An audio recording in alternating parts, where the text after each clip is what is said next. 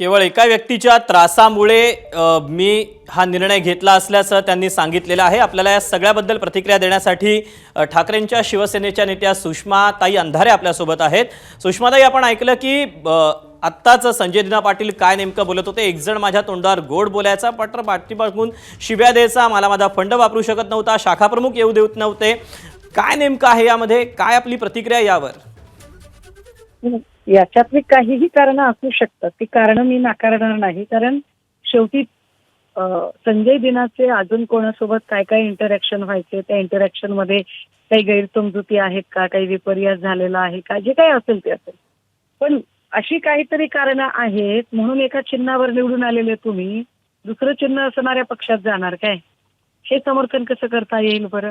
बरं, दुसरी गोष्ट की जर मग ही सगळी कारणं होती तर मग त्या दिवशी म्हणजे संसदीय दलाची बैठक, त्या बैठकीला अनुपस्थिती दाखवल्यानंतर सुद्धा संजय दिना नेमके कोणत्या तोंडाने फोन करत होते? का सांगत होते ते अरविंद सावंतांना, संजय राऊतांना की नाही नाही मी सोबतच आहे, सुषमाताईंना सांगा माझं नाव घेऊ नका म्हणावं, माझ्या घरासमोर माणसं जमतायत, हे का सांगत होते संजय दिना? का भीती वाटत होती त्यांना? त्यामुळे आत्ता ते देत असलेल्या कारणांना काही अर्थ उरत नाही। त्यांचं म्हणणं असं आहे की मी खासदारकी मागण्यासाठी ठाकरेंकडे गेलो नव्हतो, ठाकरे परिवाराविषयी माझी काही तक्रार नाही, राऊतांविषयी तक्रार नाही, मात्र एकच व्यक्ती जी आहे त्याच व्यक्तीचा मला त्रास असल्याचं ते म्हणतायत, अधोरेखित करतायत।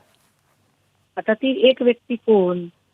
म्हणजे डरपोक संजय दिनांनी त्या व्यक्तीचं नाव घेतलं पाहिजे, बिलकुल नाव घेतलं पाहिजे। कारण मातोश्रीवर असणाऱ्या ज्या मंडळी आहेत त्याच्यापैकी नेमक्या कुठल्या माणसाचा त्रास होत होता?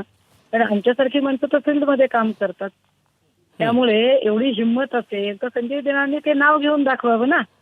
आणि संजय दिनांसारखा खासदार असणारा माणूस एका कुठल्या तरी व्यक्तीच्या त्रासाला कंटाळून जर पक्ष सोडतच, याचा अर्थ संजय दिनामध्ये नेतृत्व करण्याचे गट्स नाहीत।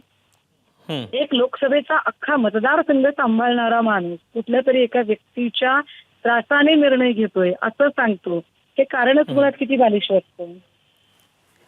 उद्धव ठाकरेंच्या त्यांच्या मतदारसंघातल्या दौऱ्याविषयी देखील त्यांना विचारण्यात आलेलं होतं। त्यावर देखील त्यांचं म्हणणं असं होतं की आता दौरे करून काय फायदा, जी कोणी व्यक्ती आहे ती केवळ स्टेजवरून मला शिव्या घालते, जर आधीच ते आले असते तर कदाचित आम्ही निर्णय घेतला नसता। मी तेच म्हणते की हे सगळं जे शहाणपण आहे, हे सगळं शहाणपण बैठकीला अनुपस्थित राहिले तेव्हा सुद्धा का सुचलं नाही? म्हणजे तुमचं सगळं शिजून होईपर्यंत तुम्ही वेगळे वागलात आणि आता लगेच तुम्हाला दात आले काय?